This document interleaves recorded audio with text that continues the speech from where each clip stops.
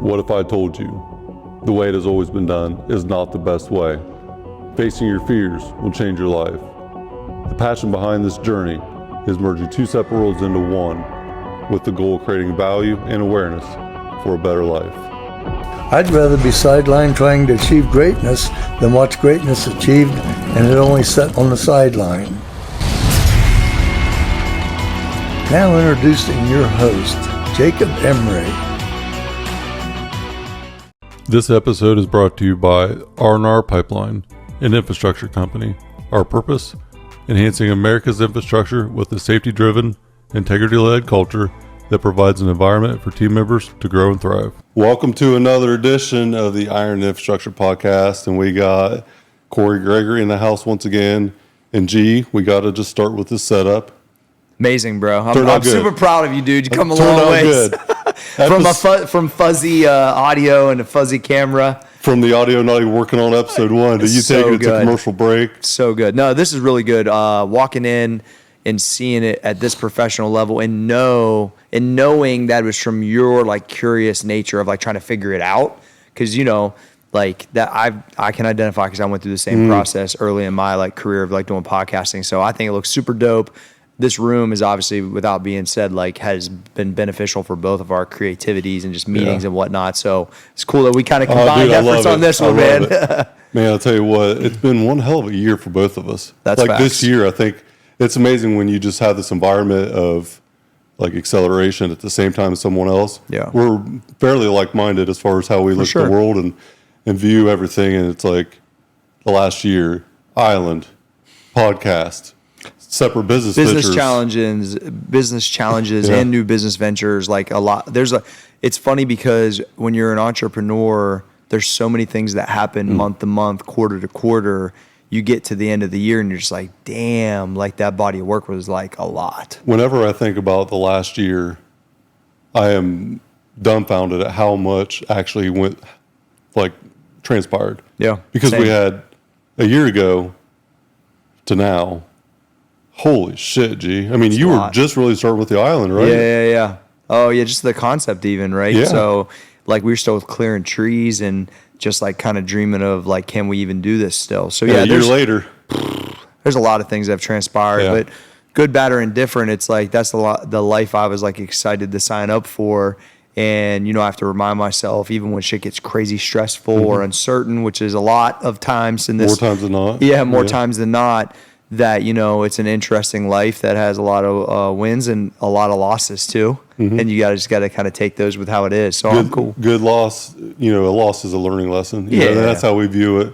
Sometimes we're more painful than others. That's facts. We've had some painful ones. Yes. But at the end of it, I mean, that enjoying the process. I cannot speak on it enough. I think we understand clearly how grateful our process is. Yeah. And it took a long time to establish it. That's why I'm But here. now it's like process. every day, dude, I just wake up ready to go. Not because I have to, but because I get to. Because this is the life that I've wanted for so long. When you shift from have to get to, I think it changes a lot. And I just tweeted something today about like, I knew I was not a gifted dude, so I had to lean in on basically like work, consistency, and like habits. And at the end of the day, like now I look back as I started my, LLC in 1999. We're at 2024. I've been a professional in the fitness arena for 25 years, and I didn't even know if it would work because I had never met a personal trainer before, and I couldn't Google it. So your job didn't exist. My job did not exist where I grew up, and I can't stress enough that I had never met anybody that actually did it for their job. That's wild. When I was pursuing it. Yeah. Like, it's wild to even say out loud, but then also the resources weren't the same as they are now, too. Not even close. Not even close. So I really, honestly went forward with such a belief. But really, it was like because I had nothing to lose, and I was just curious if it was possible. And so I'm really proud that I honestly operated like that. I'd like to say like that there was some divine thing that made me have this confidence, but I just literally think I operated with nothing to lose. And I was like just trying to uncover what's the entry point, what's the possibility. And so, I'm really proud that I was like that even back then. There is a known cost to what we do. We know it's going to be hard. Yep. And whenever we go through these challenges in business, that's what we sign up for. Yep. But it's still fucking hard. I still have to remind myself that sometimes, though, Jake. Like, I'm not just Me too. a poised killer all the time. It takes all this process, all these habits, all these growth and swings up and down. And I remind myself that this is like don't be upset when there's a lot going on when you're just asking to eat, right? It's This is what you asked for. This is what I asked for. And so, I take pride in the work and the growth and the intentional nature of both of them to be able to handle that next level of pressure and things and I know that that's part of it. Like, you get callous just like anything else, right? To the pressure and the day to day. And it's part of it. And it's like, it's harder at times than it is at others, but that is like, part of like this life. For people wired like us, I think a true maturity recognition would be the ability to process the reality of the situation before making a decision or speaking on it. I know for me, I've really grown in that area the last couple of years where before I'm just a throw it against the wall type of person. But now I have to, what is the fact? What does the logic say before the emotional component, the experience comes in? Get the facts first. I mean, it's very, very simple, but my God, I have stuck my foot in my mouth so many times by opening it up and saying something immediately instead of just letting the room address the situation first. Being a good listener, being interested and not interesting. Very, very simple concepts, but truly being present and listening to people and what they have to say. It's kind of a skill that you have to develop. It's a skill. And being able to communicate is one thing, but being able to listen to someone with intent to respond to them about what they're talking about, not in what you want to get across. There's a big difference. I think that's a skill. I think just overall mastering your emotions in general, which I am not Emotional the best. regulation. I'm not the best at. Same. But there's been a few instances most recently that I was proud of how I acted. But here's what's interesting. I'm upset as an ego-filled man that I couldn't act one way, but I knew that wasn't what was needed in the time.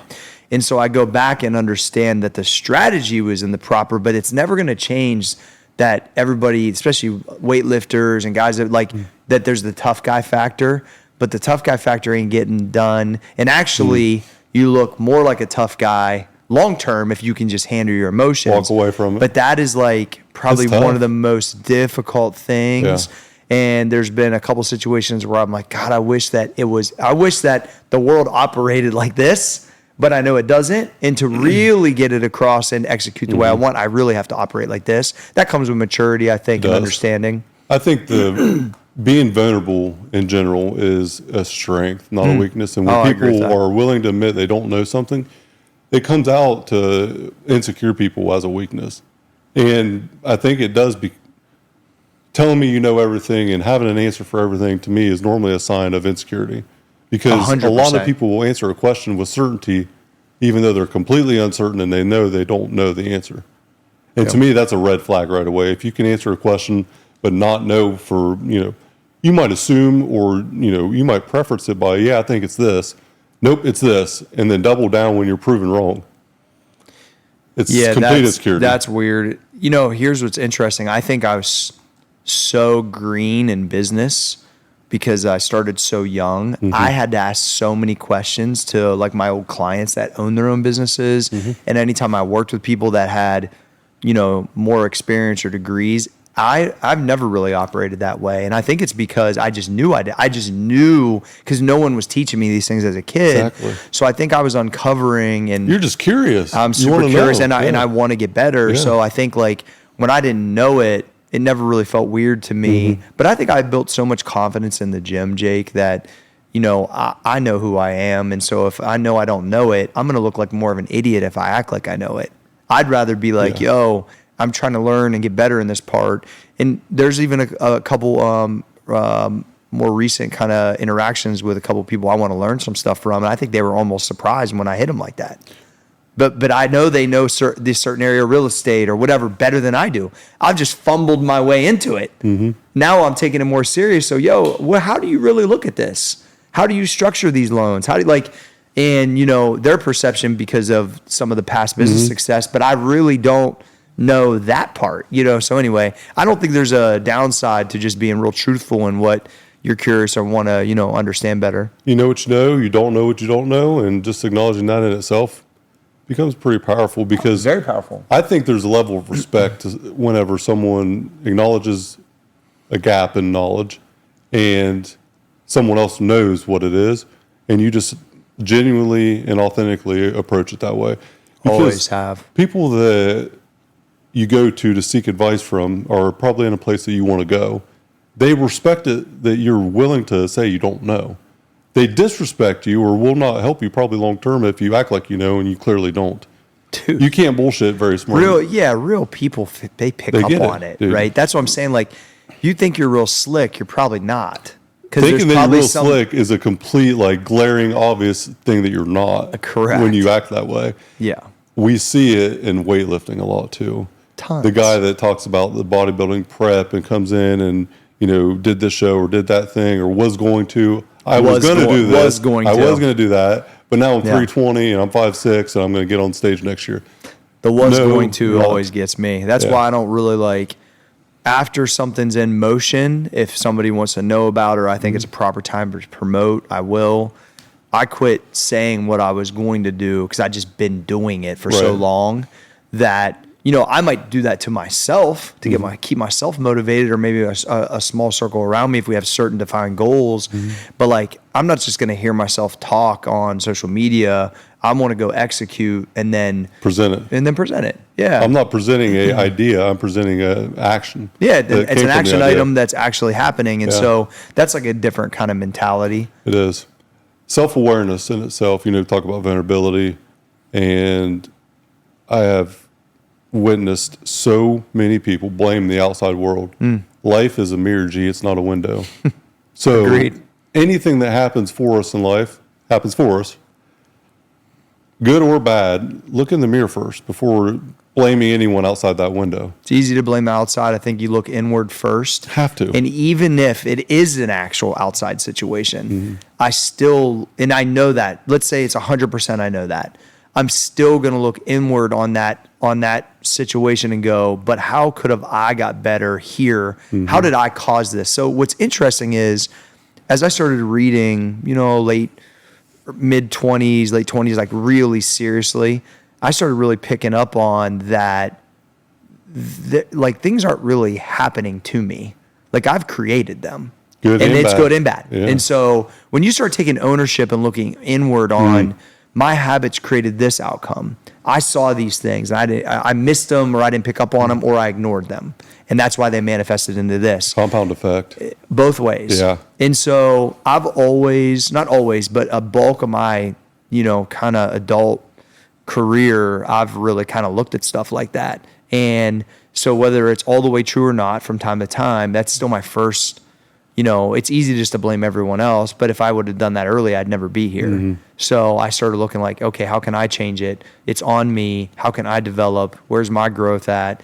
The consistent nature, and what do I love? What feels natural? Like, and then when it don't go right, what can I do better next time? And try not to repeat it, which that's the whole plan. And it's hard sometimes to do that. It's very hard. Back to the basics. And it hurts. It does hurt. You're like, fuck, man, I missed that one bad. Fuck. Yeah. and making sure that the foundational habits, the basics, are always covered. Yep. If the 20% of the foundation that produces 80% of the result, what is something that's non-negotiable for me? The weights. Because that is the foundation for me as far as strength in every capacity of my life. My family, my professional, the business, the stress. I'm not eating right. I'm not sleeping right. Well, if I'm lifting weights, I'm doing all them things. Yeah. It starts with that foundational. What do you do at the first thing in the morning when you hit that snooze on your alarm clock and go back to bed? What do you do after that? You failed already. Get your ass out of bed and go do the thing. Go do something. Regardless of how you feel. Yeah. Motivation is a feeling. Discipline is a habit. It's a lifestyle. Motivation to me is nothing more than a temporary direction to get to discipline. Yeah. If you expect to be motivated the rest of your life, I'm sorry to tell you, you're going to fail. You have to take that motivation and create a lifestyle out of it. I just tweeted something this morning, Jake, that was on this topic. It was internal motivation is what's required for success, truly. external motivation is, I think, a tool during persevering times or growth. That's the way I was thinking about it, because, some people were like, can I get some motivation? Can I get this? And I'm like, I might be able to give you, once again, like some ideas or some things to read that will help in a small moment. Right. But it's probably, and there could be something that you lock onto that does change you, and that is your internal. Yep. But like mine, it's hard to explain, but it's just so different because it's so deep. But I've needed external stuff, Eric Thomas, Robert Kiyosaki, like all these people I've read about, or even old Jordan stuff, whatever, along the way on top of that. And then when it comes to like the weights in the morning, like it's so non-negotiable. I haven't like thought about not doing it in so many years, unless like I'm showing like something's like sticking out of bone wide. Yeah. Like, you know what I mean? It's just, that's how like ingrained the process is. And, it's good, bad, or indifferent, like at times, depending on how I feel, but I just don't really negotiate with myself ever about that. In the last probably 2 years, there have been times where I've had to force myself to recover a little bit more.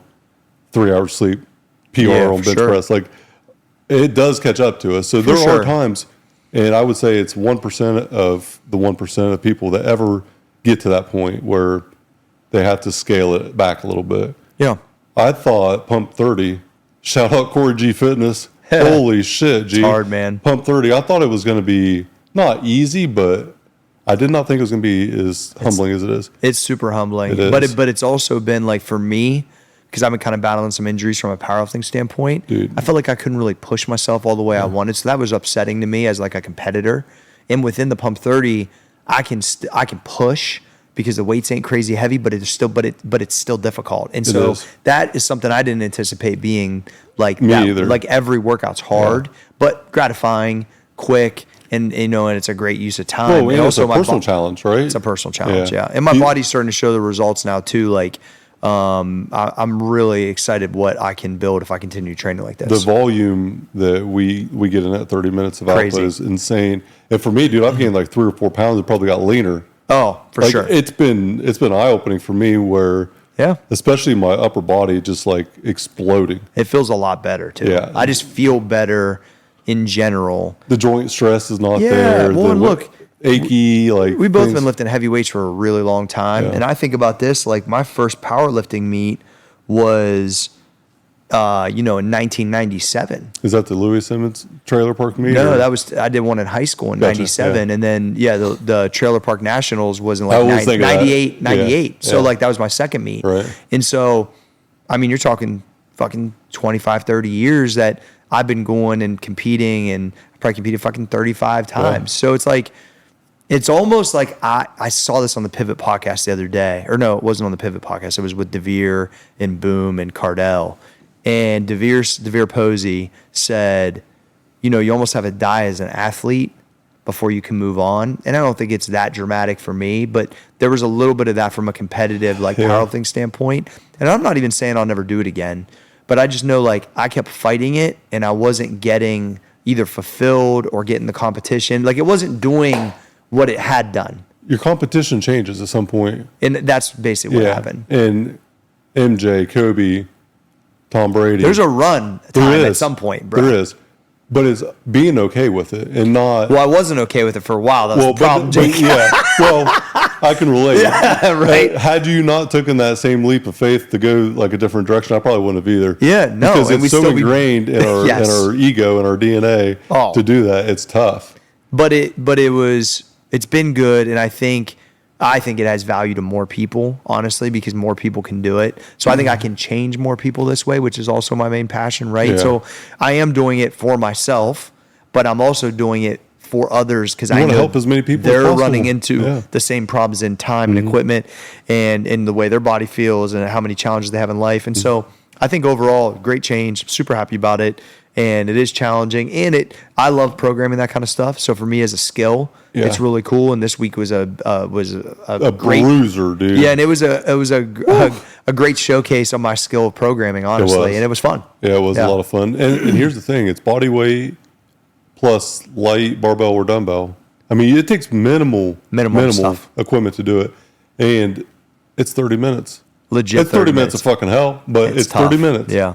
And in and out, probably 45 minutes is what, we do a lot of extra because of trying to get that little bit of edge better on certain areas. But in all reality, a 40-minute come in, a 5-minute quick stretch warm up before you do the actual warm up in the programming, you're 40 minutes in and out. Yeah, which is pretty amazing. That's quick. And feel like you got enough. And feel like you got smashed with a train the first couple of times. And what I would say is that the reason why it's like that is because I have 30 years of programming experience. Like it's truly my skill showcased at I believe elite level in a period of time that I think a lot of people can achieve. And so I'm super proud of it. I like the name, I like the vibe of it. It's fun. I'm enjoying how I'm feeling and looking. And like we talked about before we got on air, it was like, I'm doing like some more athletic stuff right now, and I'm feel so blessed, bro, to be able to move how I'm moving, considering the amount of weights I've moved over the last fucking 30 years.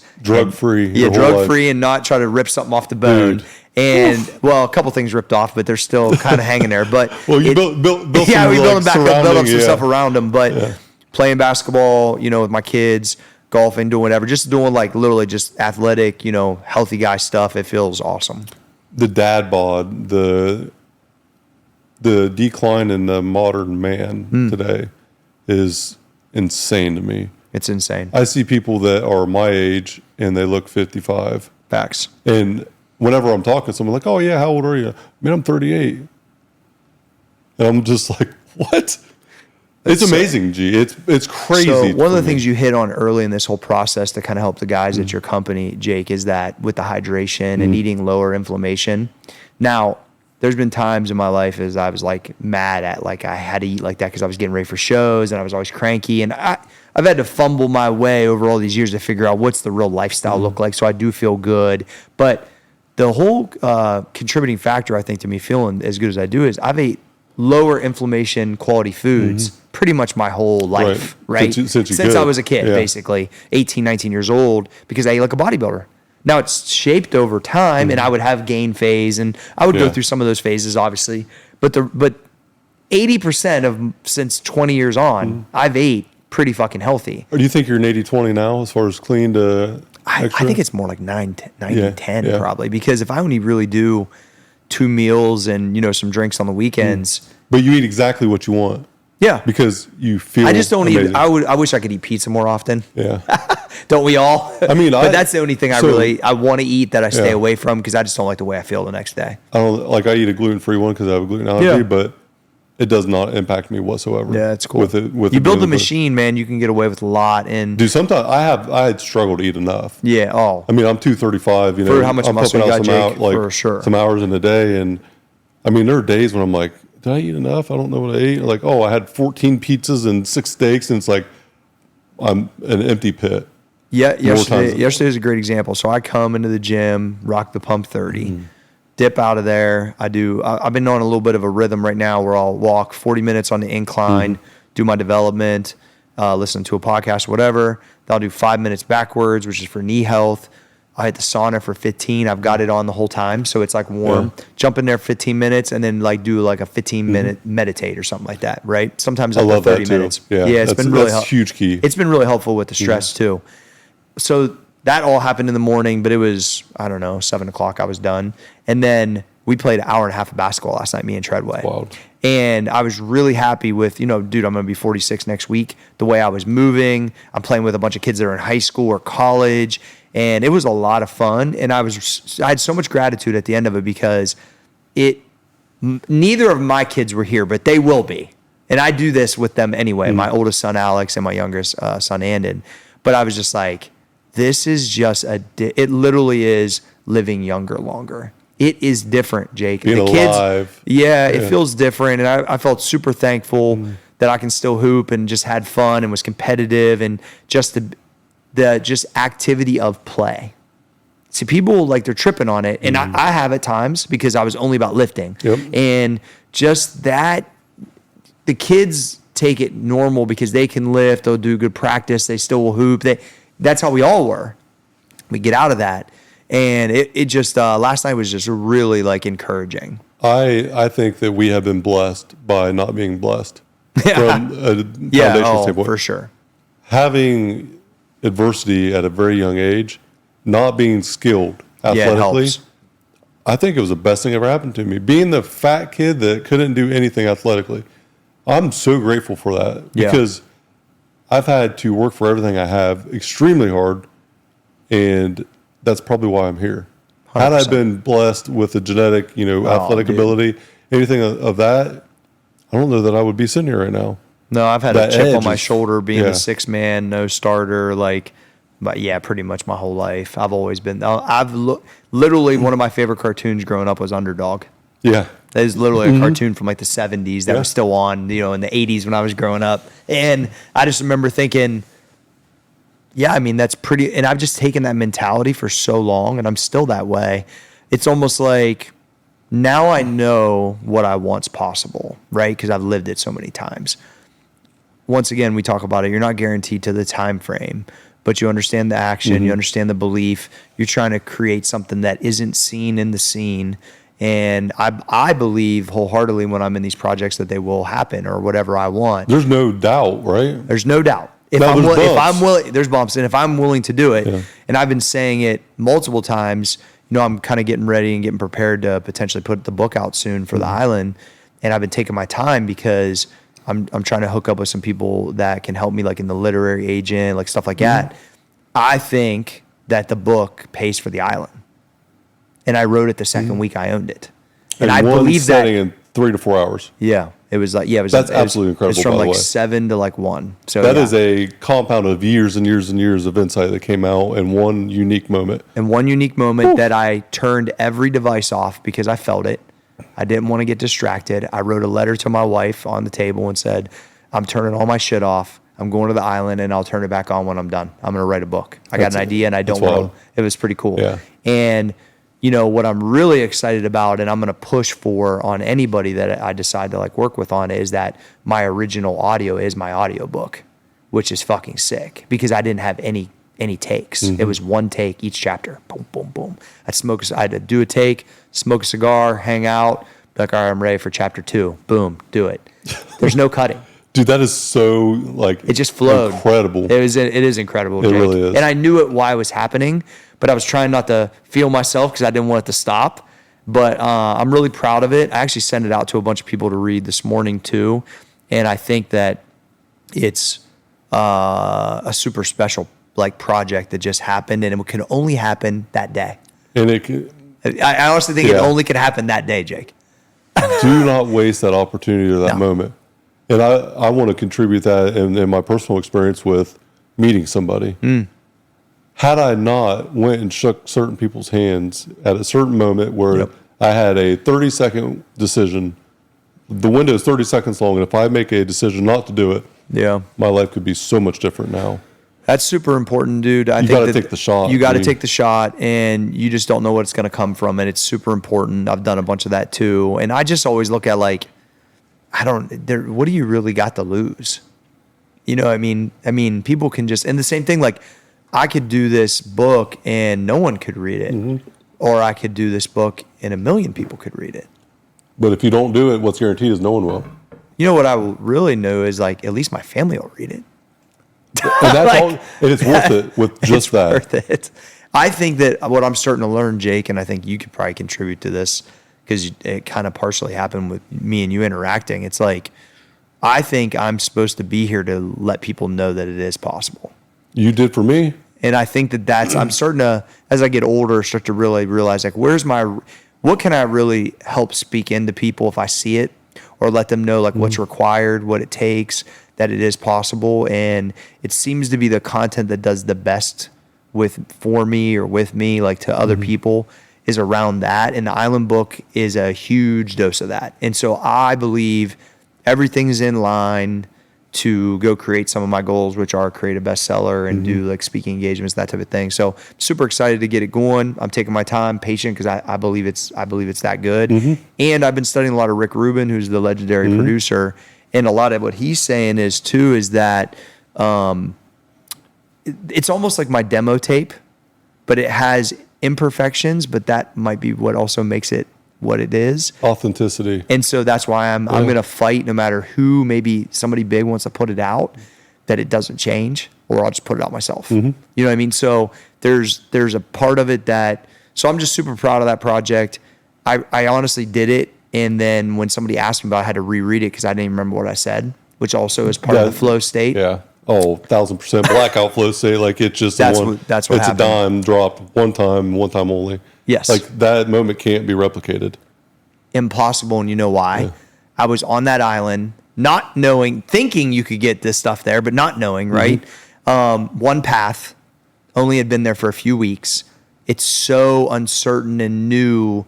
And then you have the nature part of it and the possibilities and the uncertainty of the chance. And there's so many factors. And the nervousness, I never drove a boat before, like by myself, and had to dock it, like, which sounds funny to people, but it's a brand new thing for me. So it was like all of these things kind of wrapped up. And here's the other thing I kind of remembered. I was in crazy shape, bro. Last year at that time, I was in crazy, and I'm like borderline. I'm about to be back there soon. But I was so locked. So I was so locked, which is why I took the chance.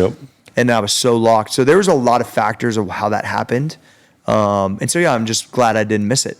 The power. I'm glad I didn't miss it, bro. Yeah, dude. Yeah, me too. Because it's an epic story. Yeah. The power in doubling down on discipline and not knowing why. It's almost like a unconscious thing that we did. We both did at the same time. For sure. This time, last year-ish, you got diced, and I'm like, I need to do this. I don't know why. Yeah. But I'm going to give it a shot. I think I just told you, like, busy night, I'm just going to give it a shot. And it was probably because of... I was like, yeah, you better take an extra scoop of protein. Yeah. Which I ended up doing like 5. Yeah. But I think it was because it was 10 years since I'd done that show. Oh, yeah. And which was a busy night. I'm like, oh, shit, 10 years, I might as well try it again. Yeah, right? yeah. And then I was down to like 225 at one point. Yeah, you're just the way that you looked aesthetically changed quite a bit, Jake. And how I felt was 10x the way I looked. Yeah, and that less inflamed. Your stomach looked a lot tighter. Yeah. Like you were getting everything just looked like it tightened up quite a bit. And it just made me feel so much different. Yeah, I did not anticipate that. It was just it was surprising to you.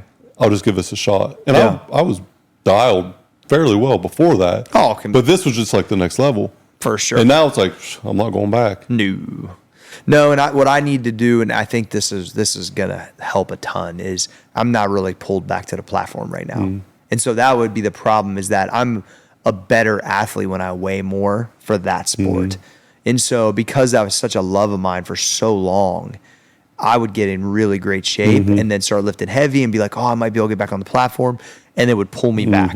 And so that isn't there currently, and nor do I'm really looking to that. So for me, I need to, like, quote unquote, like, stay in the pocket once I get there, which I'm close right now, and then I'm just camping out there. That's the plan. I still have that desire to bench 450. Yeah. To pull 6, squat 5.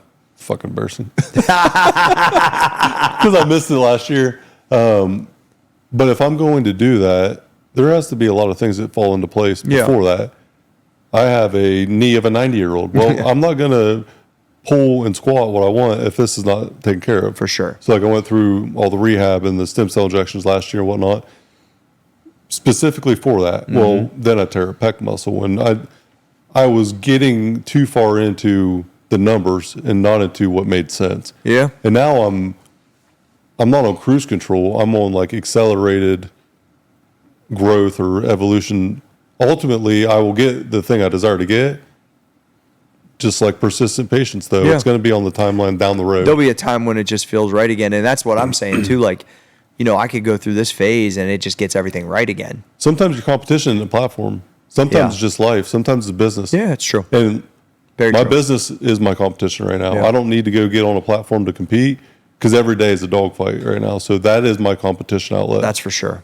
One thing too is I didn't know it at the time, Jake, but when we did that, the bodybuilding show, powerlifting meet, and I made that huge number squat, the 694 at 81, like, I knew that I gave everything I had for that phase. And it took a lot. It took a lot out of me. And it was like, I watched some of them videos and the band tension that we're handling and just the weights and, being able to be diced for a show, but then compete the next day, the way we documented it. I kind of wondered, is this the last one? Maybe. And I start to think like the only way I probably care if it's not the last one is if one of my kids wanted to do a meet with me, which I would like to do. Talk to AG because he's done a meet before and actually did really well. Who knows, Anna might want to. So if they want to do a powerlifting meet at some point, other than like AG's first meet, it shouldn't really been about me. It was about him. So I need to be there as his coach, wrapping his knees, handling him. If he does another one for fun at some point, then I think that'd be a really cool thing to do, because I looked up to Griffey Jr. like back in the day when I was a kid. So I think that'd be cool to do. But overall, like I think I'm cool if it is the last one. And I just think that I would say you'll probably be, if I had to guess, you'll be on the platform again, but you're not going to do both again. No. Trying to cut weight and lift more weight, it was tough. Dude, that is such a unique challenge. I don't know that very many people in the world are ever going to understand how complex that is. I've done it 3 times. They contradict each other. Oh, it's a feat of it's something that will physique that is just amazing. I think whenever I'm even more of an old head, people will bring that up down the road. Like, wait, I ran into this. What was this? Yeah. You know, and so I think that that's something that is kind of within my career that will probably become more popular over time because it's so unique. So unique. Yeah. Unheard of. Like, it was cool. You were diced up, squatting a world record. Well, Almost. Yeah. But dude, that's super impressive. It was cool. It felt cool too. Like not only were you diced up, but you lifted in gear. Yeah. So I would argue I had to, or I probably would have fell apart, Jake. Probably. You know, I think that that's probably one of the contributing factors. Although the other guys that did it with me didn't do that. Yeah. They were younger. Yeah. But I think for me at lifting in that Masters division, having the support of the powerlifting suit definitely helped. But there's also a big strain on because you're lifting so much heavier. Oh, just think about how many injuries you had though going into it. I mean, you only had one rotator cuff, your QL. I mean, your posterior chain's been shot. My hip. Yeah. Like, there were so many compounding issues that you had for 5 or 6 years you were rehabbing in here. I can see the look of misery on your face from the day one of being back at old school. Like, such a long battle that you had. Oh man, but I'm a lot happier because like I felt like I truly gave it all, and it was like, you know, the result was really cool. Just max effort. It was max effort, for sure. I just remember like the eerie calm of knowing, like, because we were shooting, which I'm sure will come out at some point, like a documentary around that too.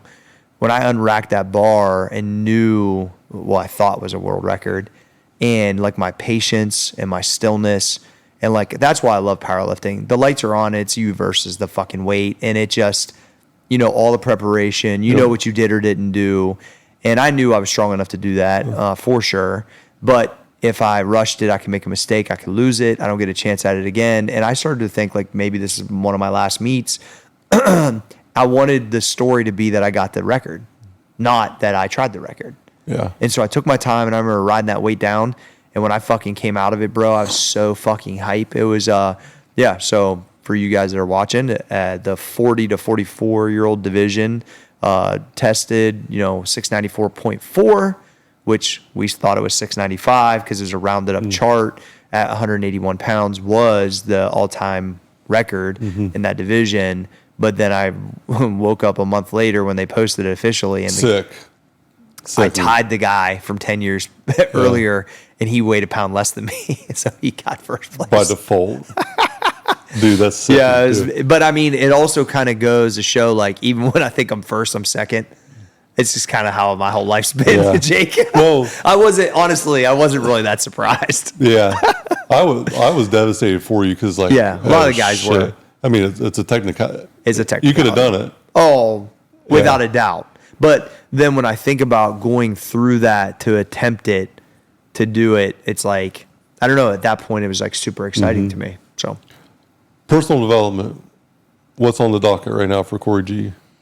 So I was just actually talking to some of my business coaching clients I have about the intentionality of it. And I think a lot of people just kind of watching podcasts, whatever comes up next. I think you really have to be intentional about what you're curious about at the time, what you need to get better at, what you're excited about. Like, what are you really studying? A lot of people just throw podcasts on for entertainment. I kind of quit doing that a really long time ago. Same. So I'm just really trying to like dig in on what am I what do I really need in this moment for actual growth, Mm-hmm. right? So recently, I've been listening to a decent amount of Hormozy, just because Me it's too, technical dude. stuff. So good. And he's really on that, like, yeah, you have to work, which me and you both know is true. No easy It's not a way. hack. There's no Yeah. fucking hacks. Yeah. The hack is work more and be 12, 16 intentional. hours. Yeah. So I like that. A lot of Dan Martell, which we both have interacted with. And then this morning it was John Maxwell and Dan Martell, which Yeah. was really good. And, you know, I tried to go back also like a week ago. I was reading through The Creative Act by Rick Rubin just because I've been working on some stuff. So it just kind of depends on the day, but I have kind of like a group of people that I've been kind of paying attention to, and it changes over time. But yeah, that's what I've been mostly working on. And I'm addicted to the conditioning because I'm really addicted to the learning. Yeah. And that's like one of the things I'm super passionate about. And I just know it's made a massive difference in my life. I just feel like a whole different person. Because So many solutions that we seek, you know, this new information for. The information that we are seeking that we think is new is really not a lot of the time. It's all cyclical, man. It's We need already to be happened. reminded a lot more than we need to be taught No on question. certain things. And, you know, John Maxwell with the leadership, the OG of leadership, like the godfather of leadership. He's like 75 and writing, Yep. you know, just wrote another book. 90 books. He's 77. That's what he said So in the good, interview. dude. So good with leadership. Unbelievable. And then even just went back to the Carnegie book, How to Raise Your Own Salary, which is like, I love it because you can just like pinpoint some of the things that are going on, like, you know, organized thinking, self-discipline, like, I don't know, just reminding myself of the emotions that help you be successful and the emotions that don't help you be successful. So yeah, I've been super on that. Actually, I'm kind of looking forward to getting the lake done because I need to just go for like a day and turn all my shit off and just read and do that type of stuff. You know, that's so what I need too. I'm going to have a probably 2-day hiatus here soon, where I'm going to get really, really intentional and clear about my vision for the future, what I want out of life. It's there, but sometimes you have to just clear everything else off the plate, 100%. shut your shit off, and do what's scary to a lot of people is be present Yeah. and face the reality of your situation, whether good or bad. I've been on the same wavelength with personal development. It's been, John, I did the High Road Leadership. I think I sent you that book. It's phenomenal, by the way. Absolutely phenomenal. I need to check it out.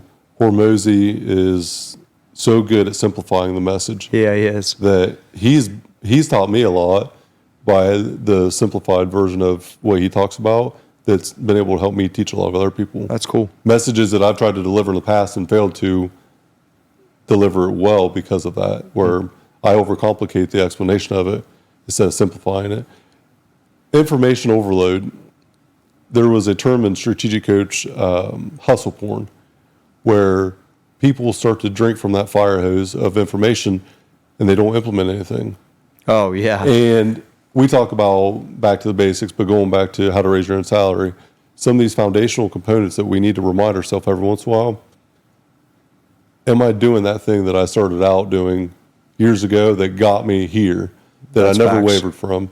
And so whenever a situation arises and I just check myself, the tools that I have in my tool belt, am I using the tools I know I need to, my foundational tools, my hammer, my screwdriver? Am I using them tools?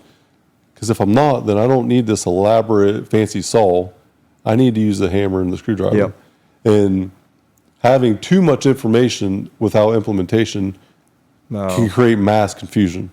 There's a lot of that going on A right now lot. because well, I would just say the overload of information becomes distracting. It does. And it becomes chaos in your head. Correct. So it takes away the clarity that we're seeking with information. Actually, it's contradictive of that. I think I feel super blessed that my age group, because I had had to build like about 10 years of my business without the internet first, then had the opportunity when I was already kind of a developed professional to some degree, and then could adapt to the internet. And so I still remember what it's like without it to be a professional, right? So I think that has helped a lot for me to like remind myself of like what I used to do to get clients. Right. You know what I mean? The basics are still there. The basics are still Right, there. The foundational components are Yeah, still the there. word of mouth still works the best. Yeah. Referral is the ultimate driver of sales. Correct. So reminding yourself of that, I think, is really important. I think everything in life somewhat stays the same. It just accelerates the pace. AI, yes, it's going to change the world, but it's just going to make it faster and accelerate faster. And you take it with a grain of salt, you implement it the best that you can, and don't fight it because it's not going to go away. It's inevitable. You utilize it. Utilize it like the next person. Instead of walking to Chicago, I'm going to fly to Chicago. Yeah, that's true. Years ago, we were walking or taking a horse or driving, a car. It's just evolution. Now we can take a plane. It's an accelerator. I haven't really, the guys in the office use it quite a bit for when we're writing stuff, just to like get some ideas and that. So it's been super helpful. I haven't really leaned on it that much, but we've definitely used it for sure. I've used it a good bit I've put a P&L in there before. Just because I'm like, what am I missing? And I wasn't missing anything, but it very specific. That's interesting. That's we'll talk offline about that. Yeah, it's wild, yeah. Because it was really good. But I think ultimately in life, what do you want out of life? That question is hard to answer for a majority of people. Knowing some people have never even thought about it. Never thought about it. They don't feel worthy of it. Right? And if you don't see the value in your own self, then how are you supposed to see the value in life or anybody else? I could see how that could be part of it. I think that early on, I used to think initially, well, this is just what it is. I'm destined to continue this path. And like, is anybody even care? And you're like, and then you start to think like, so that's where it's important for yourself, you to take, how can I build myself up? How we view things is how we do things in life. Yeah. So if we view this devastation that has been a setback forever, and that's all that we can think about, that's all we're going to get. Yeah. But you took devastation and a setback in this bad situation from an environment standpoint. Yeah. And now your story is fucking epic. And I used to remember thinking, Jake, no one's going to have this story. I literally remember thinking when I got to Columbus, and I went to Columbus State, and I was like, when I get my first client and it actually works, no one's going to have my story. From a young age, if you were going to think about your life and 80-year-old you die and you had to read your own obituary and you went down the same path everyone else did and didn't create any change, it would have made you sick. Oh, yeah. To even fathom doing that is... It's so wild is I'm glad I had a few small wins when I was a kid to encourage like the process, but I just knew that something was different, Jake. Yeah. And what's crazy is I'm not sure why. Like that's the thing I can't really articulate. I just felt it. And I remember multiple interviews, but even just like in private, hearing Arnold talk about that, like he felt like in Austria that he didn't belong there. Now he's born there, he's raised there, he had good parents, but he just felt like he felt like he was supposed to be in America. Isn't that wild? Like he felt out of place. I mean, he just packed up and left too, right? And in my own way, I felt the exact same way. And I think that there's a lot of reasons, like maybe why him and I got along so well, but I think there's some of these things that they're just what I literally just felt I just was like looking around going, this just isn't me. And I don't know where this comes from, but it felt like I was destined for something completely different. Yeah. And I was willing to work for it, which is why we're here, I think, right? But yeah, and it was so obscure for what I was trying to do. And no one really thought, like, is that even really a thing? Like, will people pay you to work out with you? Like, I mean, dude, I think back to it was like fucking La La Land. Yeah. Legitly. Well, and that's the best part about it. Like, we get to tell our story. Yeah. We write our story. The story that we get to tell is directly showcased by what we do, the action we take or don't take. And it's really not about the view at the top of the mountain. It's about the climb to get there. Yeah, I didn't realize that because I thought when I got there, that was it, right? You would feel it. There's never, that's it. No. See, that's even what I think I still struggle with because I was ingrained in this work for 30, retire, which never worked out for any of those guys. That's a society norm too. It is. And it's like, and you have this internal blueprint you grew up, I grew up with, which is blue collar, which I'm so thankful because that's how I know how to work. But the reality is like, if you really love, I always think the people that really subscribe to that mentality, a lot of them don't really like their job. No. Or their life. And so John Maxwell was talking about that, where he was like, he's working at 77 and he just has joy every day. He's like, Dan, I came here to do this today. How is this not exciting? And I'm 77 on my 90th book. I look at that like, oh yeah, I got a ways to go. And you know what? It's not a money thing for him. It's an impact thing. It's an excitement. Yeah. So it's like one of those things where, I don't know, I'm evolving on that because I know that there's like, I've been to multiple finish lines and they're not the finish line. I've been, it's so easy for people. Oh, it's easy for you to say, dude, you got this or that or whatever.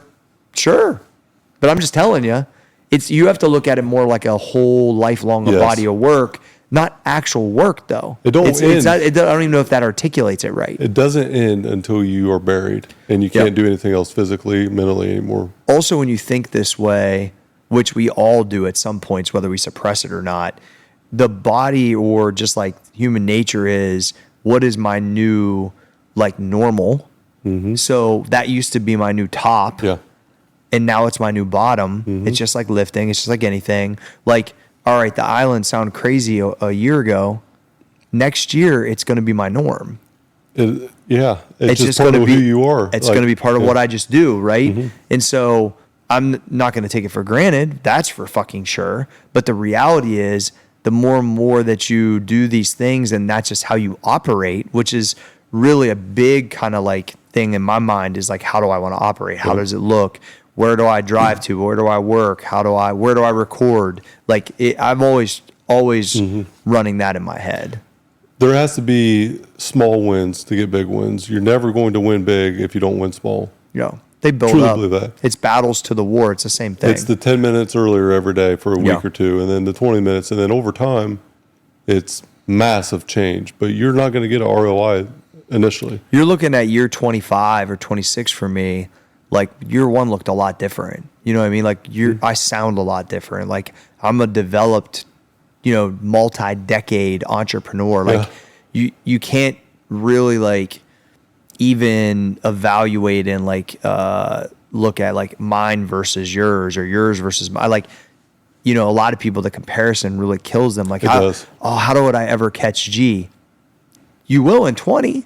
Maybe you do sooner, maybe you do later. But the reality is like, that's what's required. And I've kind of been a lot on that lately too, is that one of my jobs, I think, is to let people know what's really required, at least through my lens. Well, but it's pretty similar.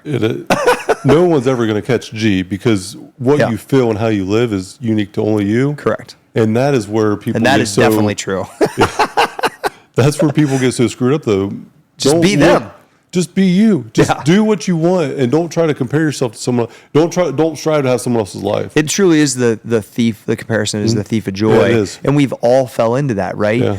Oh my gosh, why didn't I have this happen to me? Or why can't I have that many followers or this much money or whatever? And then you start to look like, why am I worried about some other person? I mean, I don't really do this that often anymore, but I have done it before. Of course, we all have. Like right? never now. Yeah, but it's that you really start to understand that you're running your own race and you can use other people for inspiration, or maybe even to learn from. But you just got your own situation.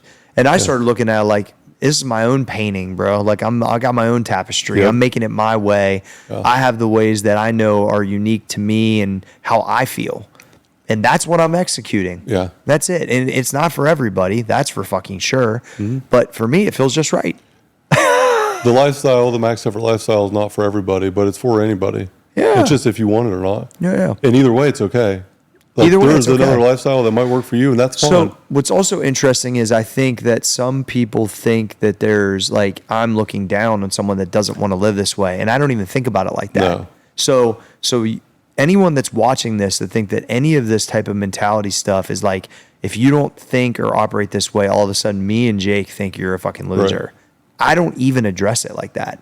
I'm just worried about, once again, I'm worried about myself, which sounds selfish, but I'm worried about developing myself so I can be better for what I do for other people. Technically, it is selfish, but that's why you're impacting so many other people, because you're putting yourself first for what's best for you.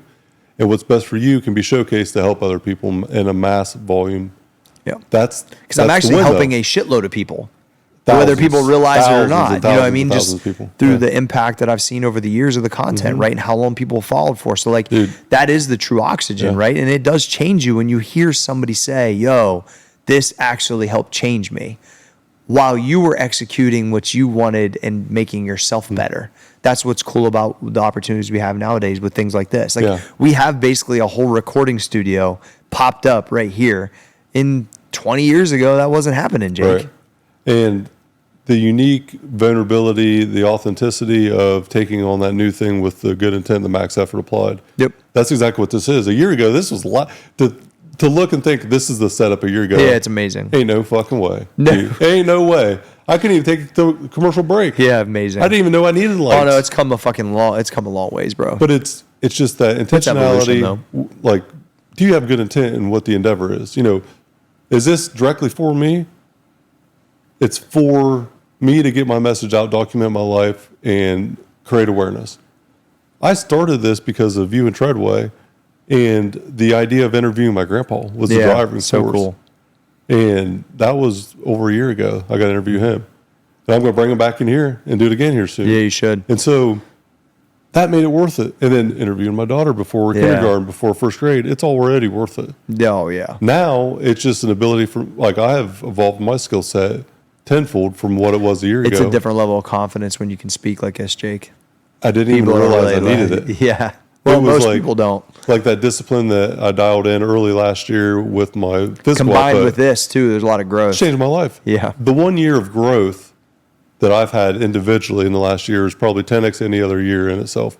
It's pretty cool. It doesn't mean that the business is growing that much, but it will because of this 1 year. But if it skyrockets or when it skyrockets, you'll be prepared for it. I'll be prepared and I'll expect it. People always get a little bit wiggly whenever I talk about the expectation.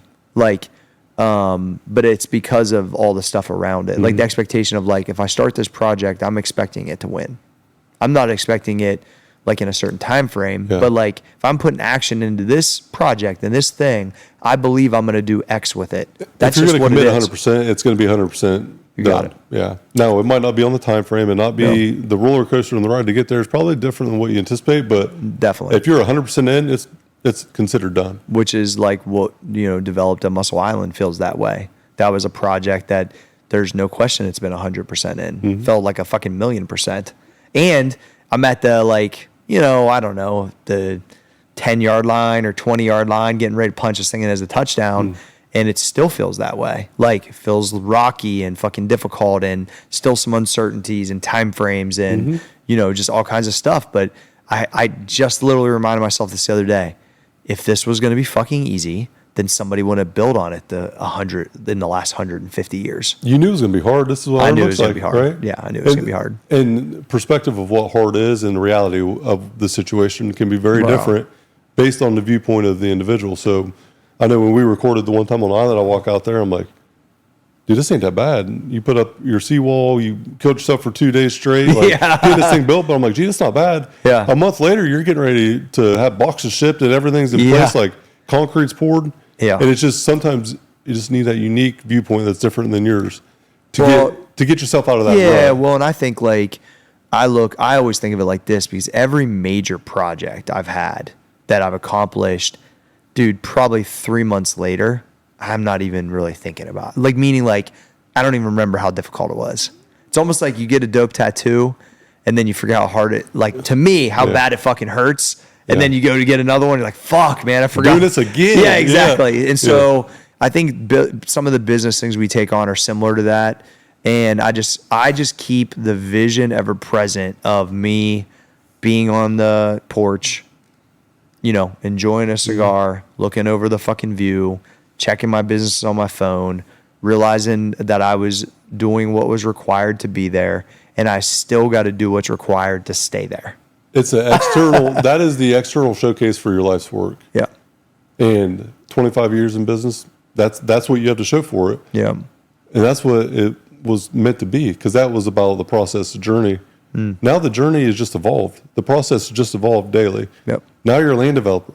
Yeah, which is fucking wild. Yeah. Now you're a land developer. Yeah. Like saying that. I've developed a land, and maybe the most difficult one first. Not even developed a piece of land. You developed the island. Yeah. And put a box hop on top of it. It feels weird to even say, I've done it multiple times where I just say, I got a piece of property at the lake. It feels weird to say my island.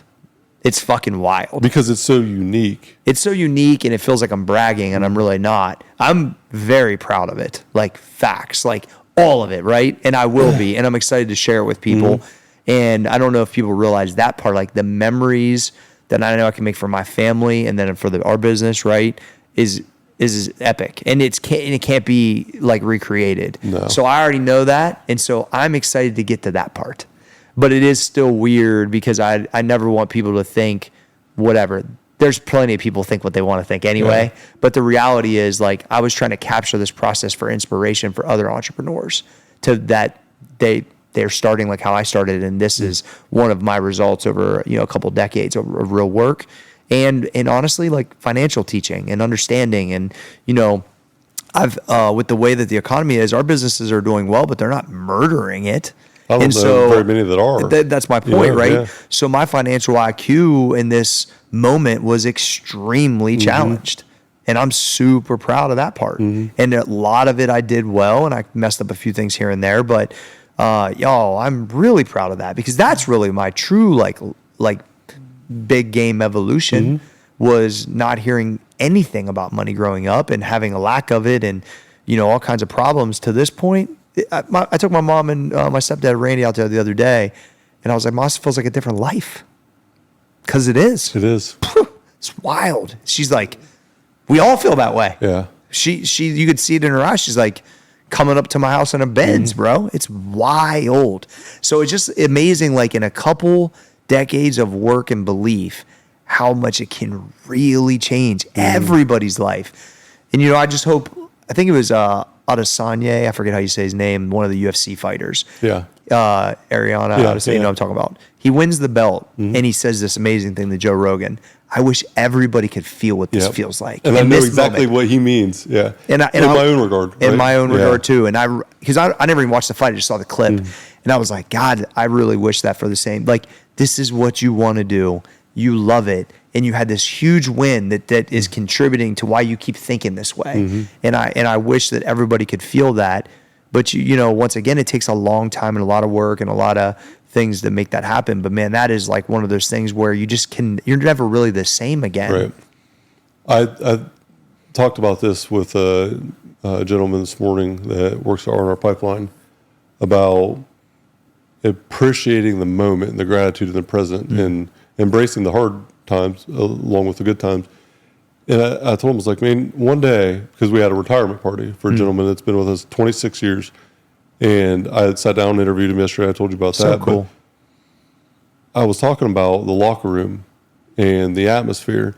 We're all going to remember that external accomplishment of winning the Super Bowl. Yeah. But the real joy was the locker room, the camaraderie every day over time, talking about life and hardships, and the 4 a.m. crews out for us. Yeah. So many people lose that, though, and don't ever gain back that group of like-minded individuals that want you to grow. I think what was cool about, so all the athletes I've interacted with, the pro athletes and college athletes over the years, every one of them say that. And so I picked up on that early, which was good for me because then I started like, I don't feel that way because I still had it. That was, and I didn't even realize I still had it, right? You needed that culture component. Yeah, and so not only did I have it to the gym, have it at Max too. And so when I was like, what these guys are looking for is still represented in my life actually quite a bit. So then I started leaning in more because I know how special it was. But, it's just how I've been operating for so long that I really didn't recognize it at first. But then when they were talking about the lack of it, I was like, wait, I don't feel that way. And then I was like, why?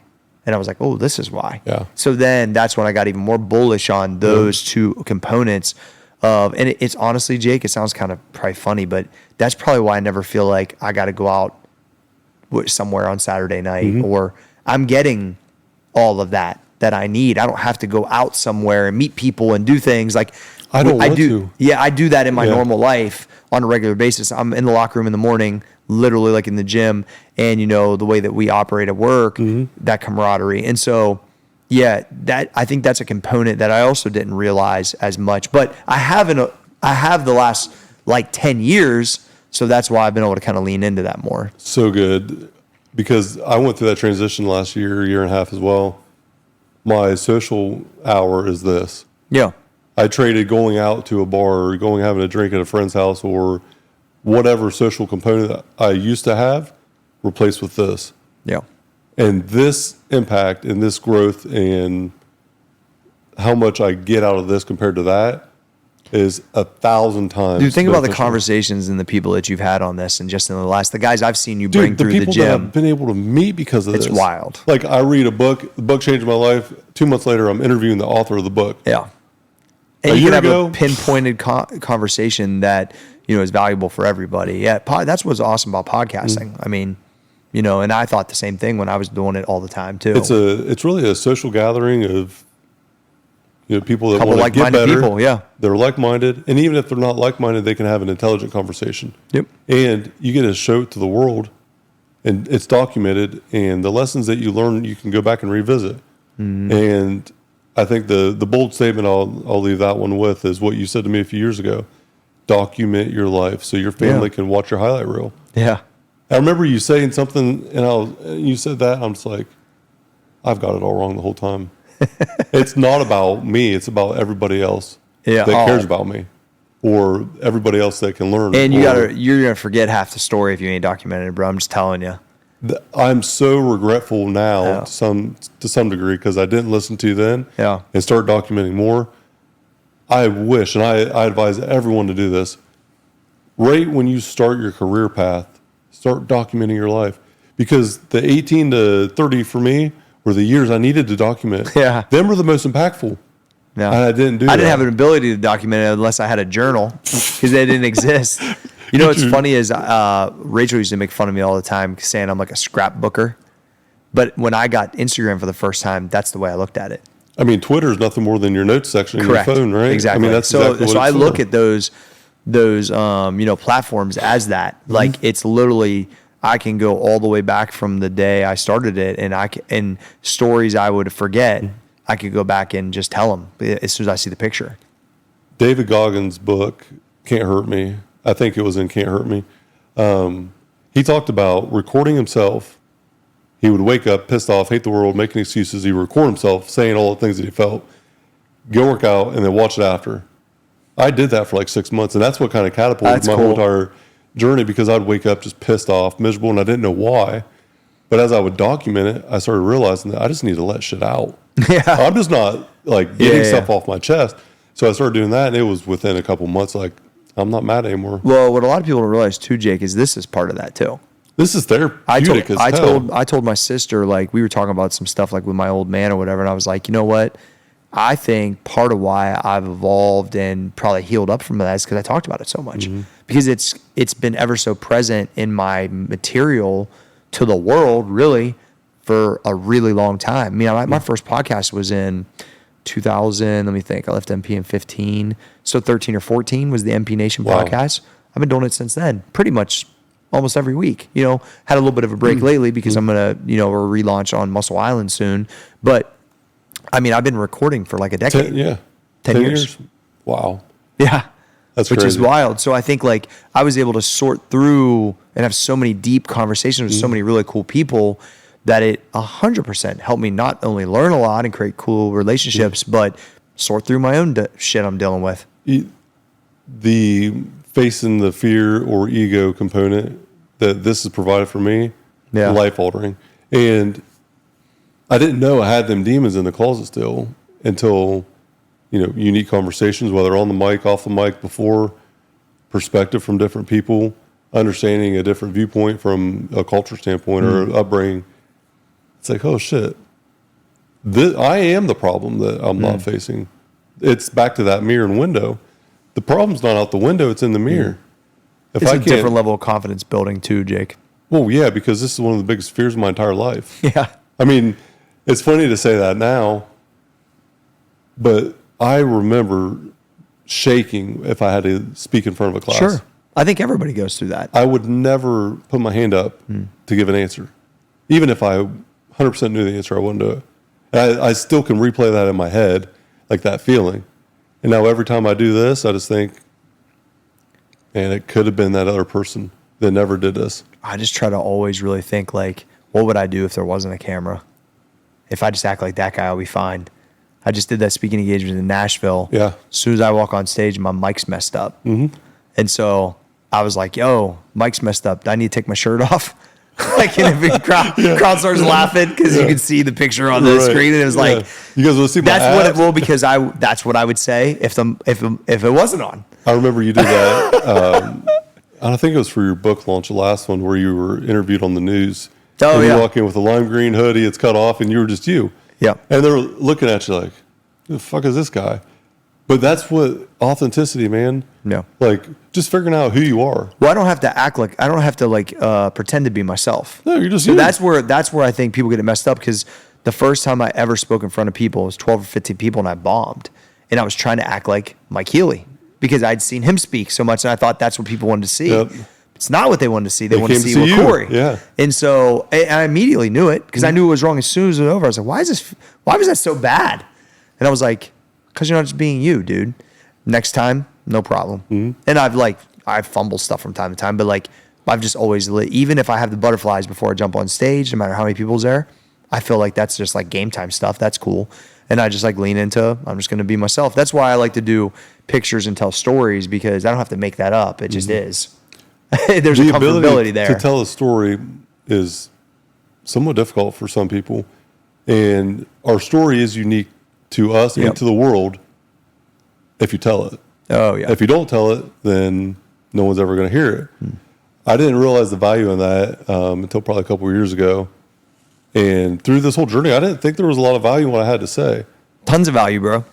But you, Treadway, really hammered that in my head. And then I thought about my grandpa, and I'm like, oh, shit. He has so much like storytelling and ability to articulate this message. The impact he had like in his 80-some years and is still having today is insane. Mm-hmm. You die twice, G. Once when you're buried, and the second time the last time someone said your name. And I heard that quote, and I thought, I got to interview my grandpa. Yeah.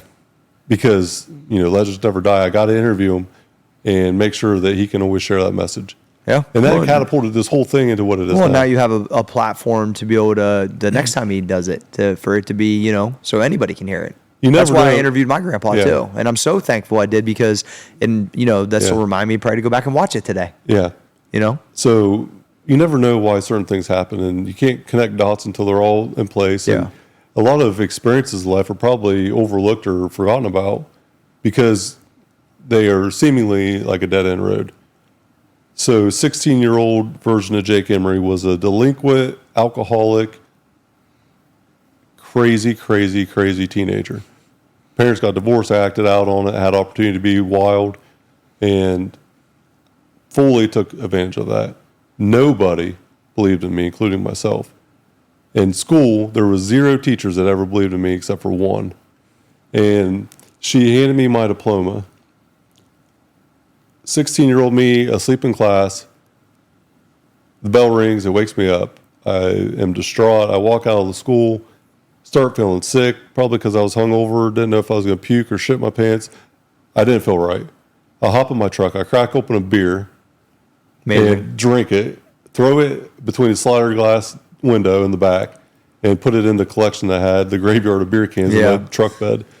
R&R Pipeline's outside the school, digging in a gas line, and I just remember this twist in my stomach. Today, right now almost, I can just feel that same feeling. It's wild. 16, and I just say to myself, that's going to be my company one day. And I said it 10, 20, 30 times. I don't know if I said it out loud. Yeah. I just remember replaying that in my head. I didn't think I had ever spoke about that moment in that present time.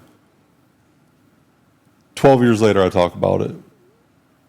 And then by the company, by 30. The teacher that believed in me, though, I hadn't seen through this whole time. She handed me my diploma. That was the last time I seen her for 12 years. The next time I seen her after that, I was 31 years old, had owned R&R Pipeline. I told her that, and she, immediately cried. Like, it was like a reunion, 5 years ago. So cool. Well, I haven't seen her since. And fate intervened recently. And so I'm going back to the school actually next week to speak again. And we spoke last year, which I'll give you the dates, by the way, when we get done.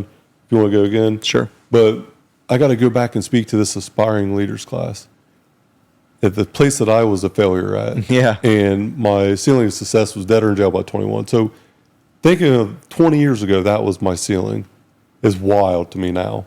Well, it should be encouraging to Should people. be. Anybody that thinks they are lost or can't do anything, just use this story as an example.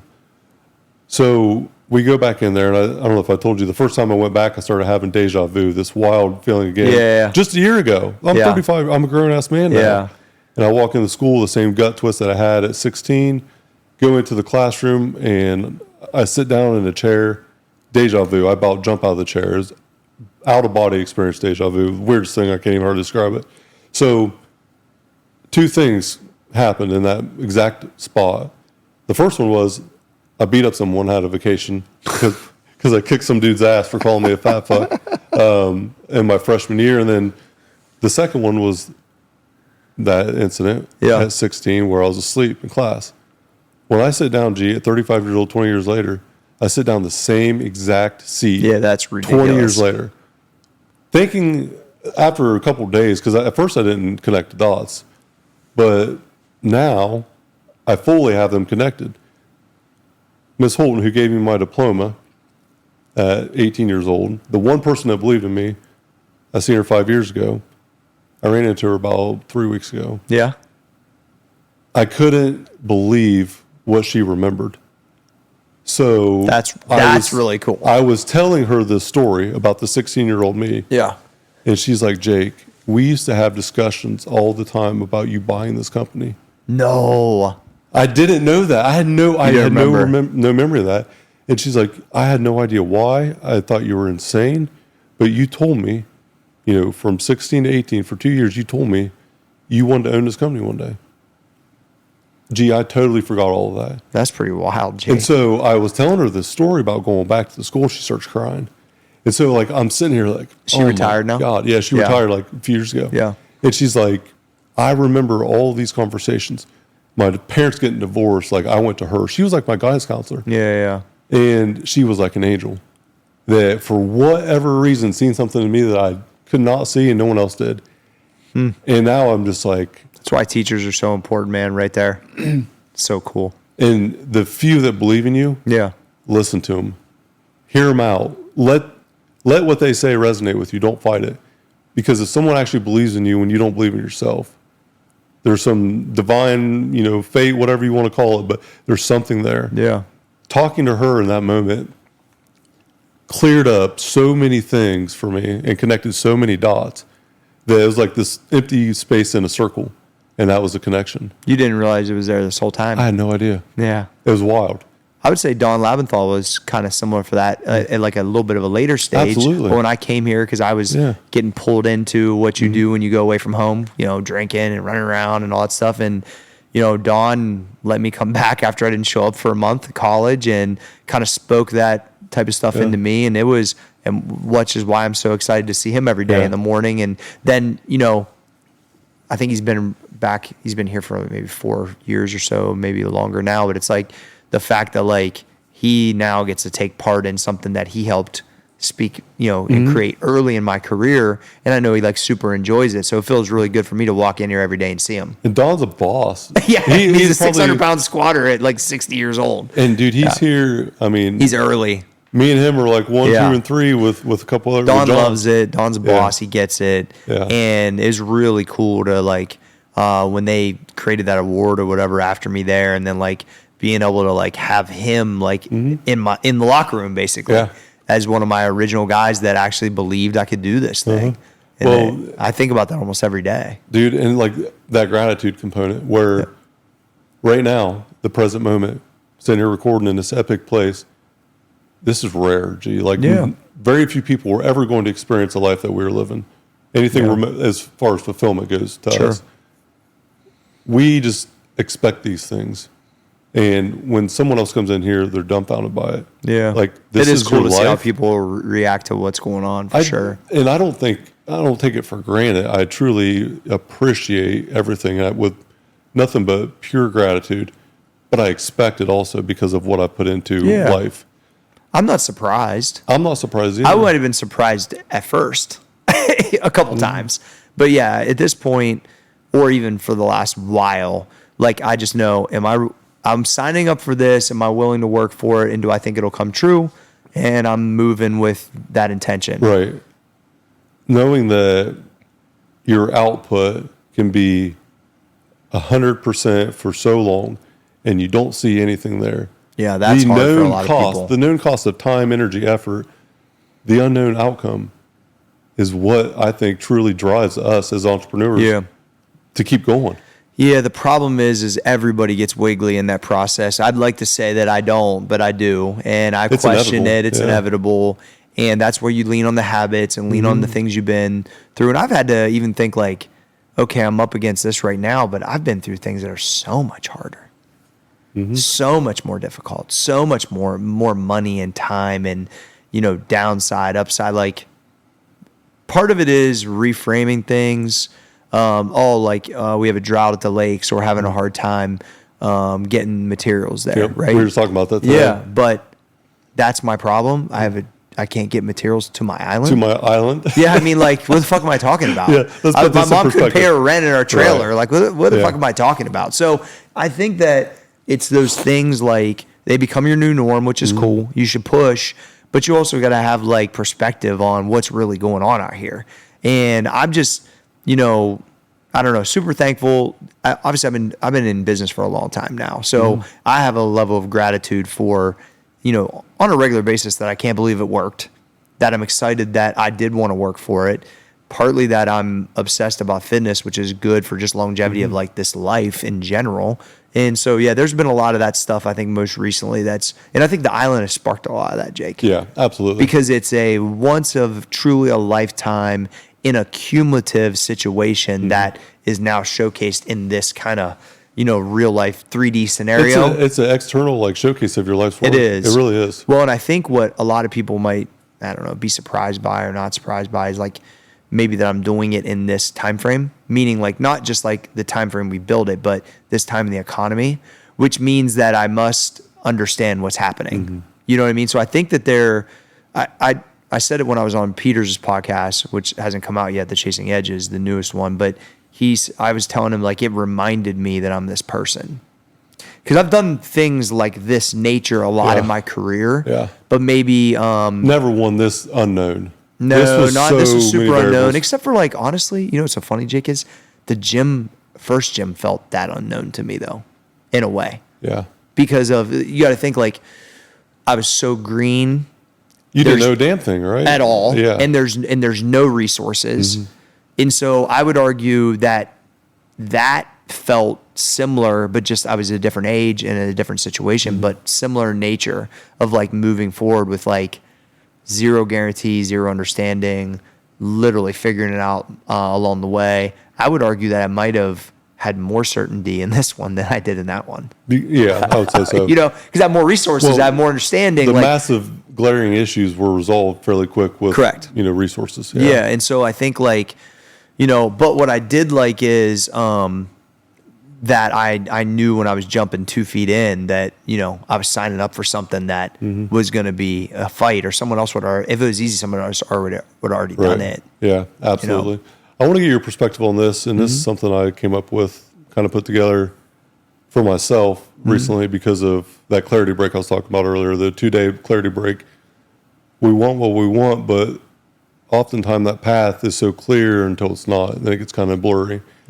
And this is I think, somewhat non-logical evaluation that I've had to do internally. Non-logical. I like it. Okay, go ahead. So it's more, because I don't think there is a correct answer. I think it's more of something that you feel with emotion based on the circumstance.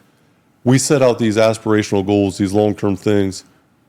At the point of making that decision, we have a skill set of X. Years later, or months later, whenever it is, we have evolved and developed more skill set. Sure. And so that goal might look uncertain, or is that really what you want? And so I'll frame it this way. There is a time and place where uncertainty is at the forefront. You're doubting the right choice. Is this the right choice? So there's 3 components to this that I view it from. There's the push. do I continue to push forward on this thing? Am I just getting weak or doubting myself? So I have to push. There's also a time where I have had to pull back. Yeah. And not pull back and stop, but pull back and reevaluate. So address it from the logical component and pull back and just get on an even playing field, get your mind right, get clear, and just pull back all the information. Am I making the right choice for what ultimately my priorities are? And sometimes there's the unforeseen thing where you have to pivot. So push, pull, pivot. You have to pivot away from that thing because it's not really what you want anymore. But you got to pull back to get clear about it first. Quitting is unique because to me, quitting is addressing the inability to push forward on something with effort. But there are times where powerlifting, if the powerlifting thing just isn't meant to be for you anymore, are you quitting? No, you're pivoting. Yeah. And there's a very fine line. There's a fine line. There's a very fine line. And that's why I say it's based on non-logic. It's based on a feeling. It is based on a feeling. Because you can't really scale it clearly sometimes. Jake, I would say most of my career has been based on a feeling. I mean, it's like hard for people to understand that, but I think the way that I've developed myself from the mornings, I've got so much more in touch with that whole situation. And I always talk about like any of these things that are just created are us being creative. And everyone's creative in their own regards, but might not tap into it. And I just realized when I was starting to come up with these ideas and they become reality and people are using the products or taking part in reading the books. And I just kept creating things that kept getting bought or people utilizing and hopefully making themselves better, right? So I started to really lean in on more of like, okay, how do I really feel about this situation? Like, what's my gut feeling, my actual intuition? Am I forcing this? Am I willing to sign up with what it's going to be required to Are you enjoying the process? Am I enjoying the process? Would I enjoy the process of the island? And the answer is, I thought I would because I would learn a ton, right? Now, there's parts of the process I have not enjoyed. And it actually wasn't the one where we were building the wall with the waiters. That's probably the most like how I grew up. So that's not a big deal. At the time, I was like, this fucking sucks.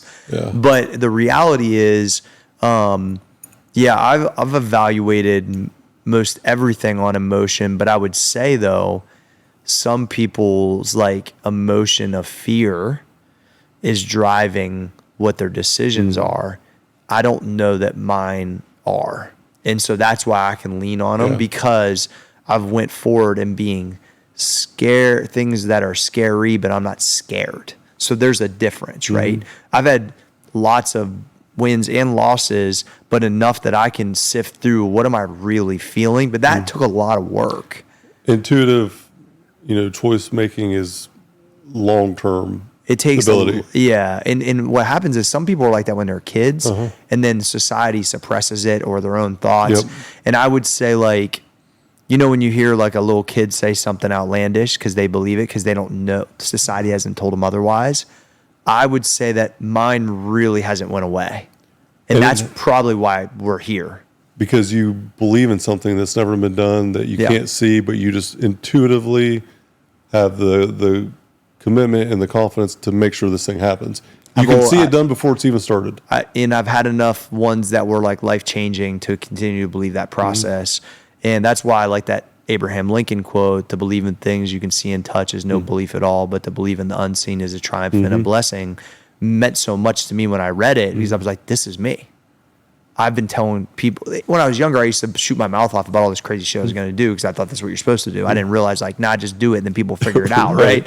But when it would happen and people would be like, yo, you told me that. And I'm like, I saw it. And then it's almost like you're telling them some fictitious, it's really just like daydream visualization. We talked kind of about this a little bit last time, but it has always worked like that for me. And I think it works like that for a lot of people. They're just not listening. Or they're not willing to commit to it. Believe in it, and go after it. I think thankfully I hadn't had a process that had hindered that enough. And early enough in my career, I was able to get some small wins that made me believe it even more. And whether it was blind, whether it was good, whatever, it allowed me to like continue that process, which I think doesn't happen for a lot of people. I'm super thankful I started as young as I did, because it just was super encouraging, man. This podcast is a prime example of that. You know, I had a desire to help the industry, and I was pushed by you and Treadway by actually letting me see the value in what you guys seen. Yep. Because I didn't see it, you guys did. And I fought it for a while because I thought I was being selfish by making this show and having this show be out there. And then I realized I'm being selfish by not doing it, because if I can help too one much person, to share, Jake. right? So I feel that way not recording right now, but it's because I'm getting ready for what I'm going to do next, which I think is going to be bigger and which better. is going to have a much bigger impact. For It's sure. just going to I'm have a taking my longer time. time frame. Yeah. And so I'm being patient. it's which amazing. is hard. It's amazing though. As we get older, we realize that the patience Yeah. is what is going to actually drive our success. Oh, no question. And the persistent patience, my life motto. I mean, that's why No question. the patience is where I evolved. That's where I came into like truly figuring out life in itself. Because when I was just persistent, it didn't mean I was accomplishing anything. Yeah. Action doesn't equal achievement. Well, and I've most recently, there's been a few things that I needed to kind of step away from and just, have fresh eyes on it again. Dude, the other day I just literally watched some show on Netflix for like 4 hours and thought about nothing. And the next day, all the stuff I was looking for was good. After I went through the morning process, after I did my development, I like literally need to step away because I was so so fucking in it that like none of it was making sense. And I was like, and I don't want to misstep on all these zeros. And so like, I know how important it is. And I'm like, man, I'm not even in the right frame of mind. Why can't I get to the right frame of mind? Yeah. And so I was searching for that, and I stepped away, came back. And then I also just quit looking at my numbers for a few days, weeks, whatever. Like Tyler said, hey, you know what we did in sales assist? I didn't even look. I don't know. That push, But I did what I pivot. thought I needed to do to help contribute to that. Yeah. And did it work? Maybe it worked a little bit better because I wasn't thinking about that. I was just being. We can be our own worst enemies. For sure. And that's why that push-pull pivot, like I like that. I just put it together and it came to me because sometimes I got to pull back. Am I making things worse by taking more action and pushing? I have made things worse more often than probably not, because I get my own so way hard, all the time, Jake. and I'm not going to be told I'm wrong. I'm convinced I'm right, and no one's going to tell me otherwise. So pull back, get the reality of the situation and clear, and be non-biased about it. Yeah. Face your shit. Look in the mirror. It's tough. It's really tough. But all these things you're talking about and discussing and sharing, Jake, all come from a lot of deep work on yourself. Mm-hmm. And so I think and I can assess like myself differently because I've just been working on it for so long. Mm-hmm. And I miss things all the time too that my wife will clearly tell me about, or other people I work with. But, I just think there's just been so much education based around these type of things that I've, encountered over the last 20 some years that, I just look at life a lot different. I think all OGs like that been in the game, things they change if they're continually curious and educating themselves. And so like, I felt a big difference in myself.